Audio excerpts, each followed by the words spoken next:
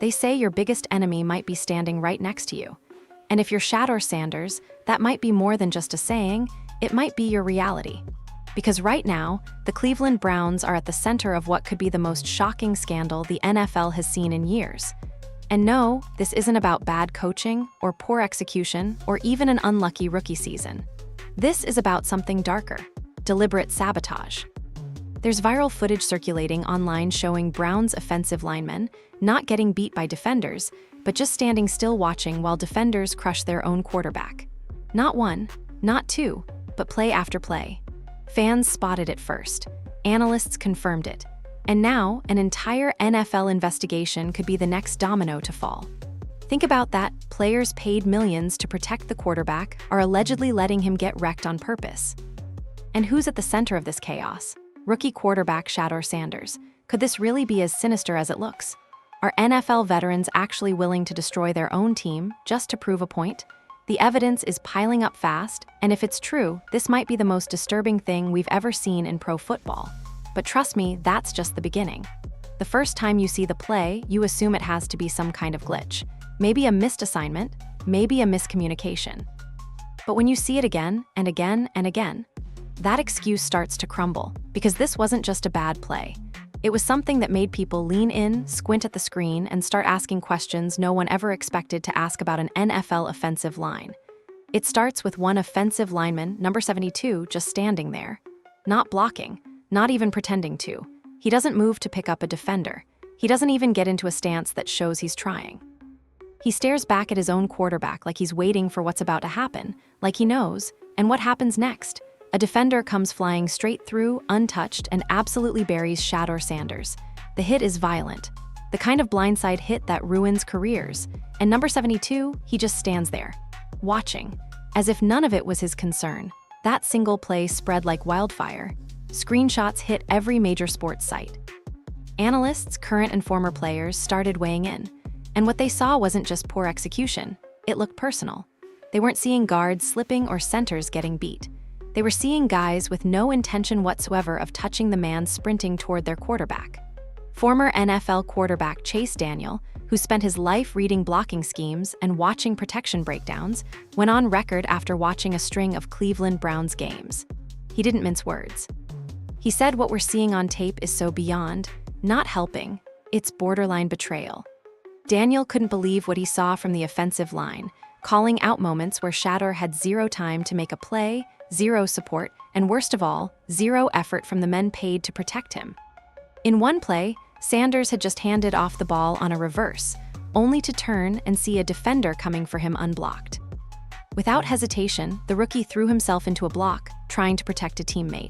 Let that sink in. While the vet players are letting their quarterback take hit after hit, Sanders, the supposed outsider, the rookie, the guy under fire, is doing their job for them. He's throwing his body on the line, not even for stats, not for glory, just out of pure heart, out of principle. And that makes what's happening around him even more disturbing. Fans started rolling back the tape, game by game. Not to troll, not to meme, but because something felt wrong. There was a pattern forming, and it didn't look like typical growing pains for a rookie quarterback. It looked worse, a lot worse. Everyone kept coming back to that same play with number 72. And when the live action replay came out, the still images were just the tip of the iceberg. What people saw in motion was even more damning. As the play begins, number 72 isn't checking the edge. He isn't looking to help inside. He's not turned toward any rushing defender.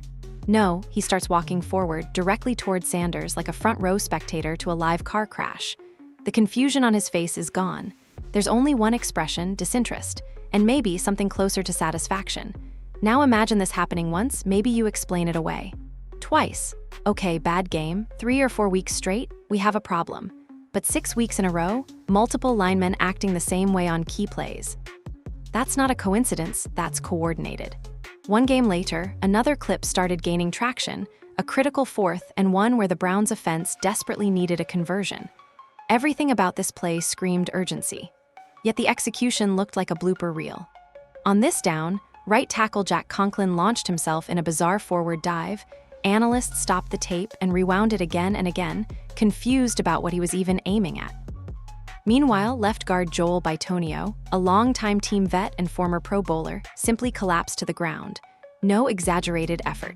No contact from a defender, just down, as if someone had cut invisible strings. The play fell apart instantly. The defense swarmed without meeting any resistance.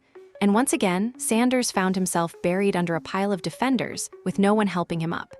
Analysts watching live didn't even know what to say. The commentary booth fell silent. One announcer was heard saying quietly, "What are they doing?" Followed by 15 seconds of pure dead air. That's how bad it looked. You can't coach that level of dysfunction. And you definitely can't explain away that kind of trend as a rookie mistake or a bad day. These aren't college kids afraid of the blitz. These are professional offensive linemen with millions in contracts and years of experience. If they were simply underperforming, you'd still at least see the effort. But the tape shows something else. Players actively not stepping in. Linemen literally turning away from unblocked rushers. And the body language? It's like watching guys fulfill a punishment, not play a game. And if you think that's bad, it gets worse. Because someone inside the Browns organization apparently thinks this is fine. At least, that's what they're telling the media. Up next, the part of this saga that truly shocked everyone, because while fans and analysts are raising red flags, the Browns coaching staff is handing out praise. And what they said publicly about the very same players being accused of sabotage might be the most unbelievable part of all. SHT's just getting started. You'd think that after all this, the viral clips, the destruction in the backfield, the public outrage, the Browns coaching staff would step in and try to address the disaster. Maybe even acknowledge that something isn't right. But instead, they doubled down on denial. The Browns' offensive line coach recently stepped in front of reporters and delivered a straight-faced defense of one of the most criticized players in the entire scandal, Joel Bitonio. Yes, that same Bitonio who was seen collapsing untouched on multiple key plays, most infamously on that 4th and 1 disaster where he simply dropped like a puppet whose strings got cut. The same Bitonio who had defenders blowing past him like he wasn't even on the field. And what did the coach say? He said Bitonio's play was great. Not okay, not working through injury. Not even serviceable. Great. He went on to say that if Bitonio doesn't make the Pro Bowl, then something is wrong with how people are watching the game. According to him, Bitonio's effort, playing through pain, was blowing him away. Let that settle in for a second. The guy with film circulating of him falling over mid-play, being praised as someone who deserves a Pro Bowl nod. Either this coach is watching a completely different game than the rest of the world, or something else is going on. Something you can't just explain away with coach speak. Because here's what really doesn't sit right. Either the coach is genuinely blind to what's happening on the field, or he's trying to protect his players, even if they're the very ones undermining the competitiveness of the entire team. And if that's the case, we have to start asking bigger questions. Is this about loyalty to veterans over team success? Is this a coach defending his guys because they've been in the building for years, even if they're the same ones now dragging the team straight down? Or, and this is what's really raising eyebrows, is this part of a cover-up? Because here's where the locker room politics start to surface. According to multiple reporters and unconfirmed reports from inside the Browns organization, certain veterans on the offensive line were reportedly unhappy from the moment Shadore Sanders was named starter. Not just uncertain, not just nervous, unhappy. Some of the frustration allegedly stemmed from the fact that Sanders is a rookie with a famous last name, Deion Sanders' son, and a lot of PR hype around him. Some saw his promotion as a business decision rather than a football one. Some viewed his arrival as a threat to the pecking order. Almost like a rookie hadn't earned his spot the right way. This might sound petty, and maybe it is, but in NFL locker rooms, status politics are real. Jealousy is real. Resentment toward a young, spotlight-grabbing rookie? That's absolutely real. Especially if that rookie is stepping into a leadership role right away, calling plays, commanding a huddle, and getting praised online while your name stops coming up except in memes about blown protection. Now take that resentment, mix it with veterans who have spent years together, and imagine how easy it could be to quietly decide, we'll let the kid take some hits. Let's see what happens when he realizes who's really in charge. Sound far-fetched? Maybe, but there's more smoke. Bitonio, one of the players consistently caught failing on film, has reportedly criticized Sanders behind closed doors. Sources suggest that he wasn't shy about expressing his doubts regarding the rookie, both in practice and the locker room. The same player now being bizarrely praised in front of cameras by coaches who seem desperate to maintain control of the narrative. And that's when the dots really start to connect. You see these missed assignments that aren't even attempts. You hear about the tension behind the scenes. You see a veteran being protected on camera while his performance is torn apart by analysts and fans online. It doesn't look random anymore. It starts looking intentional. Now imagine you're Shedeur. You walk into a building where you're supposed to be the future, maybe even the savior of the franchise, and instead, you start to feel something colder. Not silence exactly, but a sort of passive aggression. A refusal to block.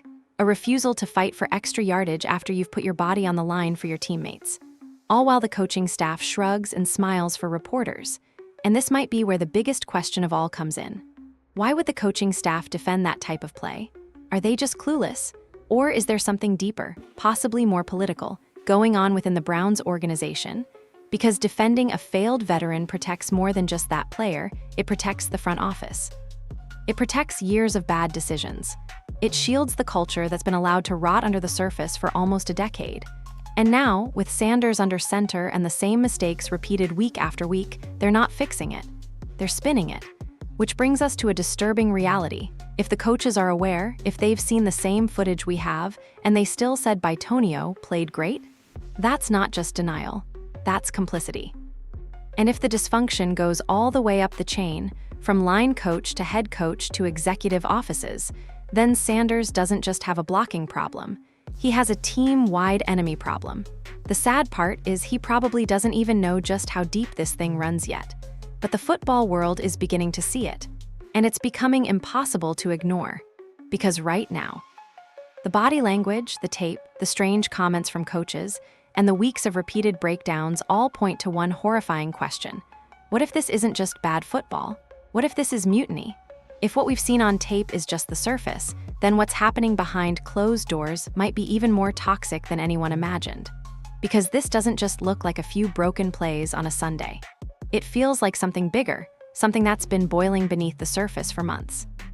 You don't get this kind of collapse on the field without something deeper breaking down inside the locker room. And according to several reports out of Cleveland, that breaking point may have started the minute Shadore Sanders walked into the building. To fans, he was the next hope. The potential savior at a position the Browns haven't been able to get right for 2 decades. But to some veterans in that room, especially along the offensive line, he was viewed as an outsider. A rookie with a famous name. A guy who hadn't earned it the hard way. Not one of them. And that matters. Because in the NFL, locker rooms run on hierarchy, not hype. Players who have spent years bleeding for a team expect certain things. They expect rookies to take a backseat, earn stripes silently, and wait their turn. But when Shedeur was named the starter early in the season, skipping the usual clipboard and head-down phase, some veterans reportedly took that as a slap in the face. It didn't help that Sanders walked in carrying the weight of his last name, either. Being Deion Sanders' son isn't just a fun fact. In elite football circles, it's a status symbol. It creates expectation, attention, and whether fairly or not, resentment. And let's be honest, Deion isn't exactly known for being quiet. He's vocal, he's proud of his son, and he's never been shy about calling out what he sees as BS in the football world. So when Shedeur took over under center, the idea formed that this wasn't about talent but politics. That Deion had used his influence, that the front office wanted a flashy new face for the franchise, and that Shedeur hadn't earned his spot, he'd inherited it. That perception, right or wrong, can divide a locker room in seconds. And once that split started, it looks like it never healed. Instead, it festered. You can feel it in the tape. Not just in what the line doesn't do, but how they look while not doing it. They're not fighting, not recovering, not scrambling to clean up mistakes.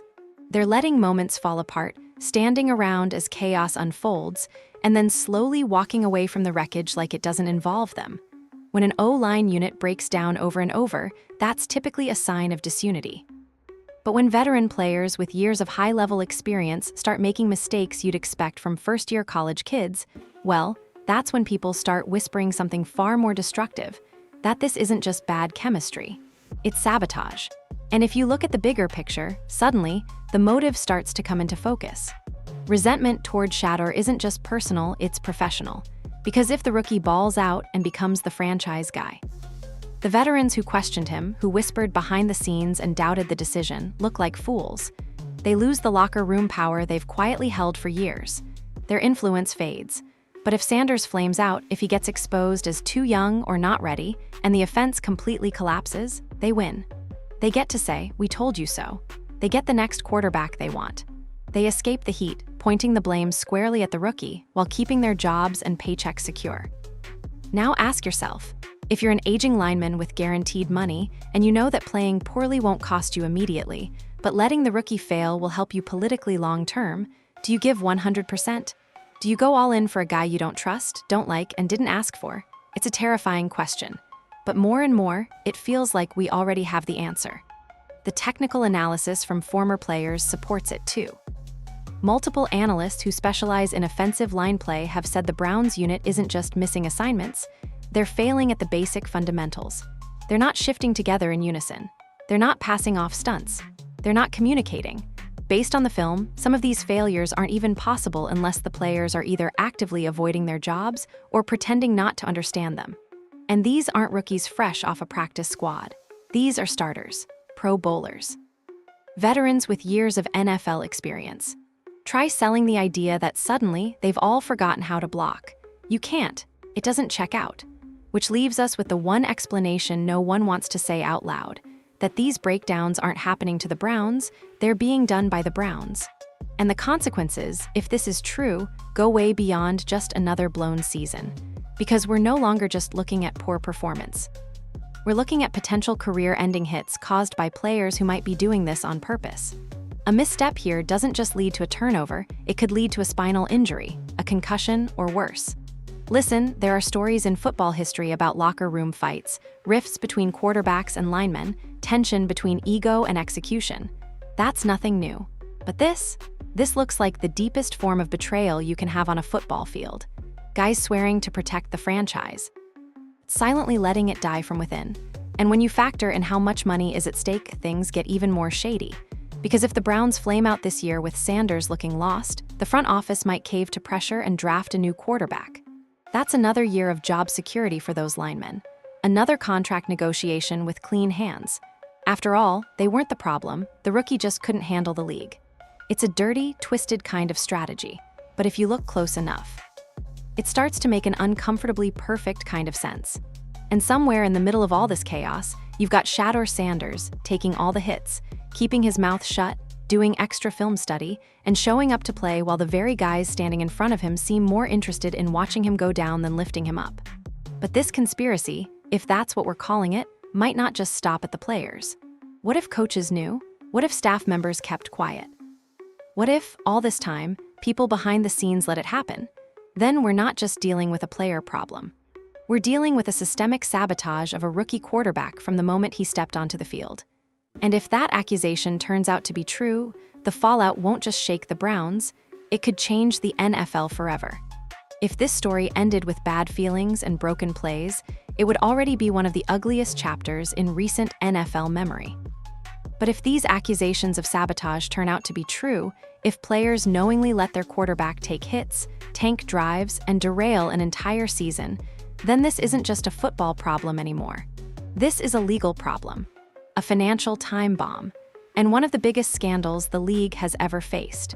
Because at a certain point, you're not just dealing with locker room drama, you're dealing with liability. And in 2025, where contracts are worth millions and careers are always one hit away from ending forever, the idea that teammates, not opponents, created that risk, that opens a legal door the NFL has never fully dealt with before.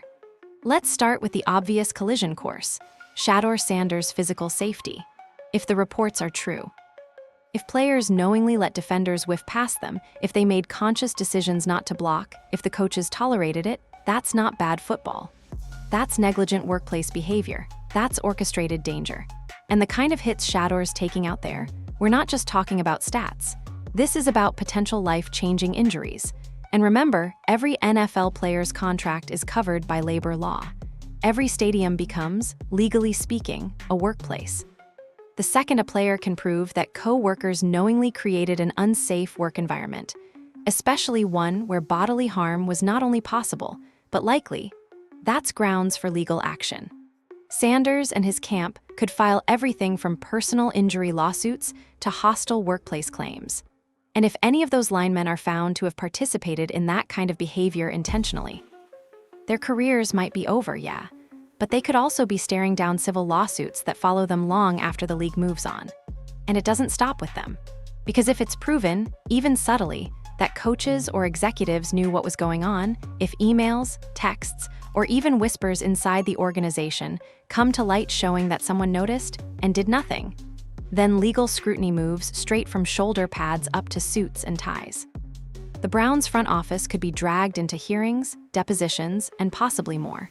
Fast, the NFL itself might not be safe either. Because once this kind of behavior becomes national news, and make no mistake, it already is, the league will be forced to prove that it didn't just look the other way, that it didn't leave a young quarterback unprotected, that it took every step required to ensure teams weren't allowing or encouraging internal sabotage, and if they don't move quickly. The entire NFL could be looking at legal pressure far beyond just Cleveland, especially if it turns out multiple people knew and no one blew the whistle. Union involvement? Guaranteed. The NFL Players Association may be dragged into emergency meetings. Because if veterans were hazing or freezing out a rookie in ways that violated the collective bargaining agreement, if intent to injure, or at least not protect, is involved, then violations of that agreement could implode any illusion these players were safe under the rules.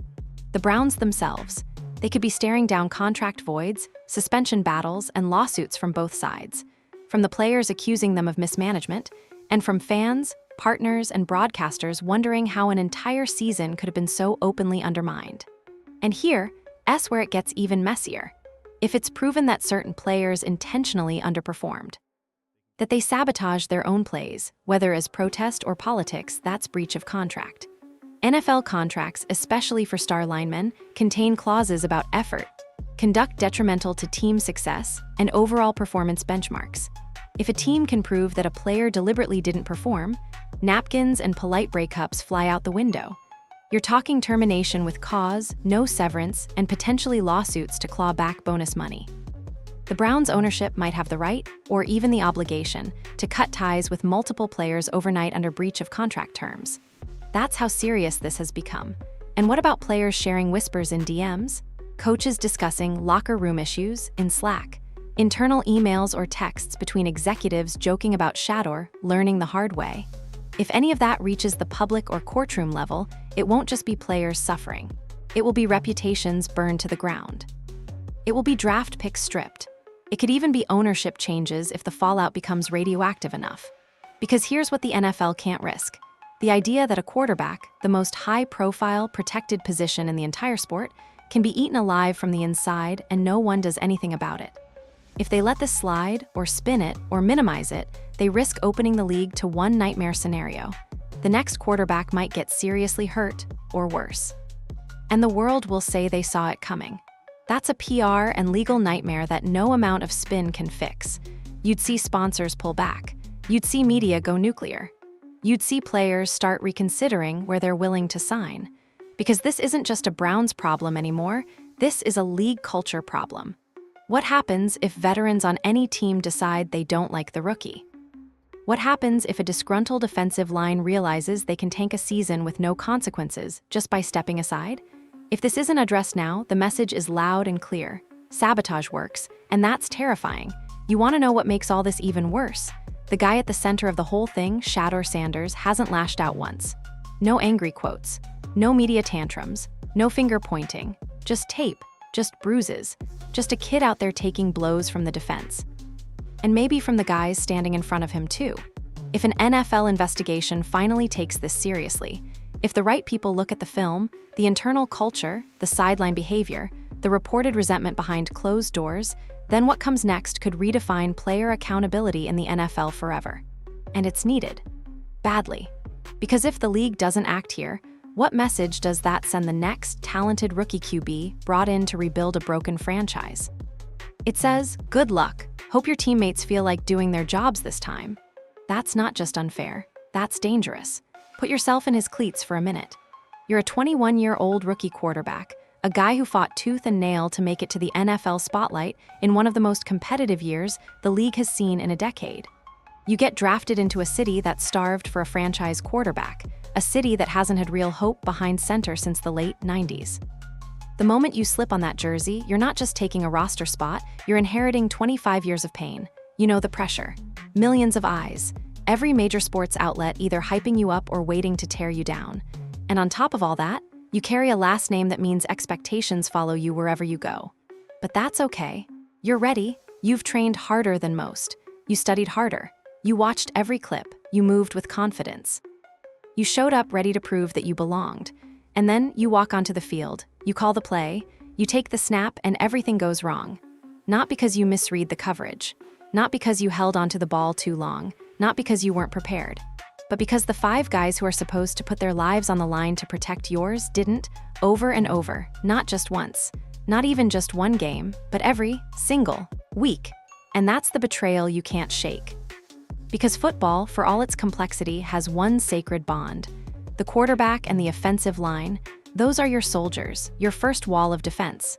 The guys who give you the seconds you need to breathe, to scan, to fire. They don't need to like you. They don't need to be your friends, but they have to protect you. That's the job.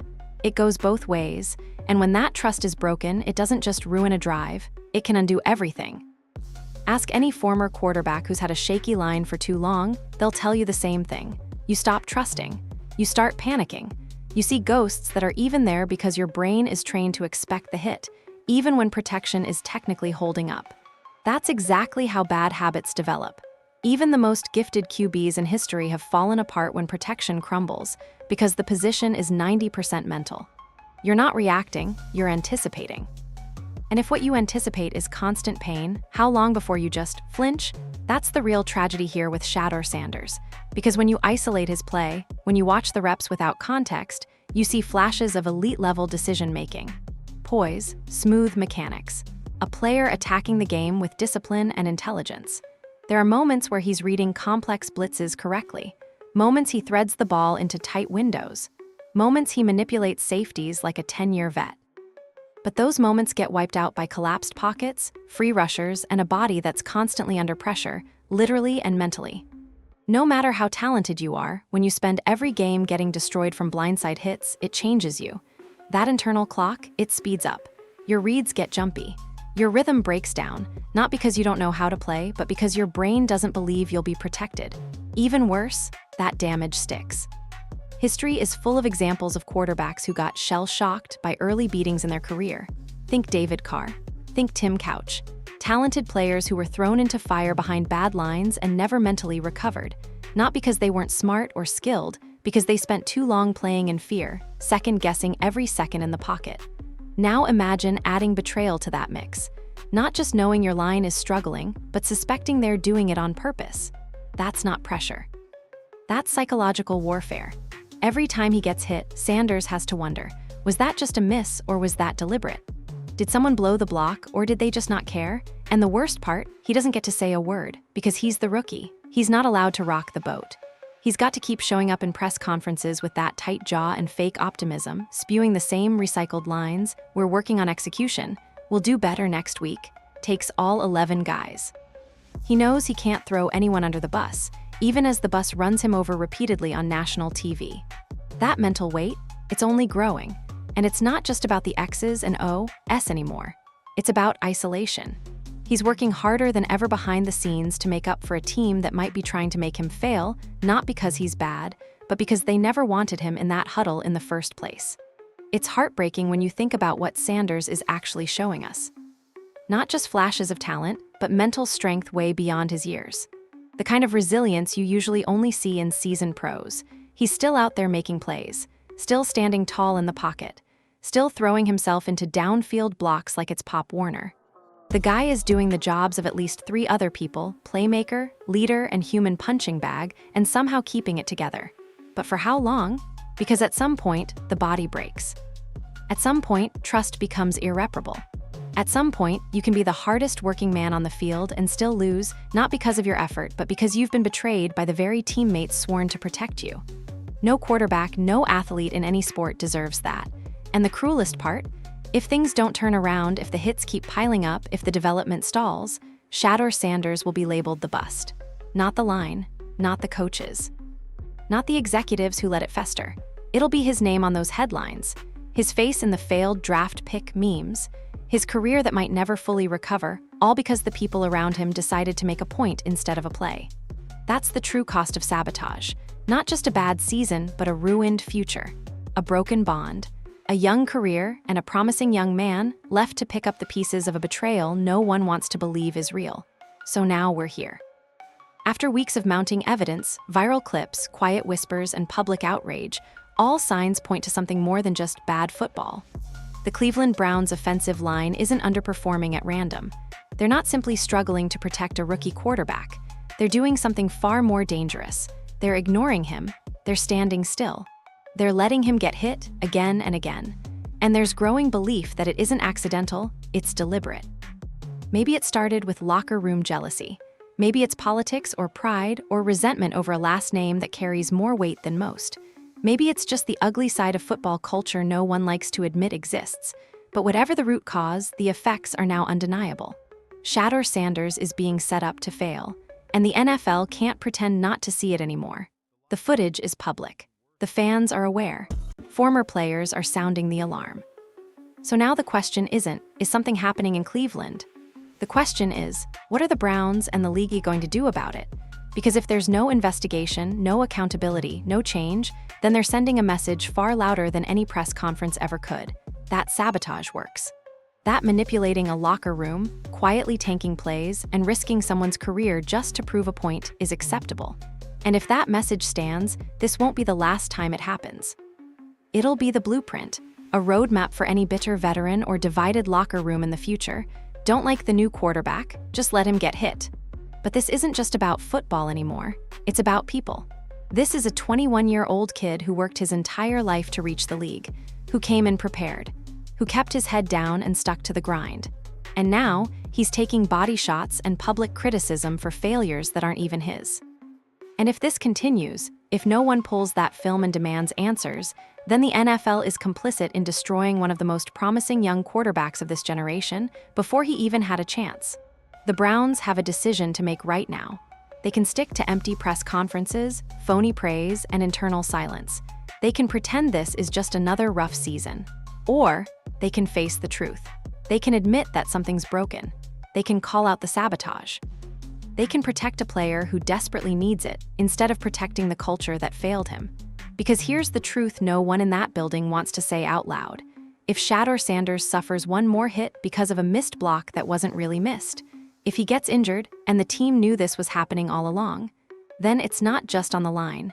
It's on the Browns organization, and it's on the NFL. There's only one way to stop a culture of sabotage. You expose it.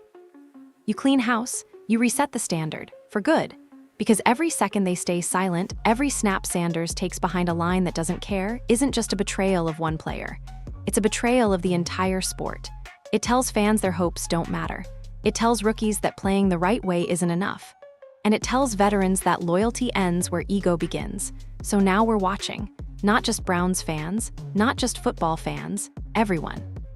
Watching what this team and this league does next. Because this story isn't just about one quarterback. It's about trust. It's about integrity. It's about who the NFL really protects when nobody's watching. And right now, everybody's watching. Your turn. Do you think this was sabotage, or are fans and analysts reading too much into the tape? Let us know in the comments, and if you believe this story deserves more attention, share this video. Pressure brings accountability. And this story isn't over.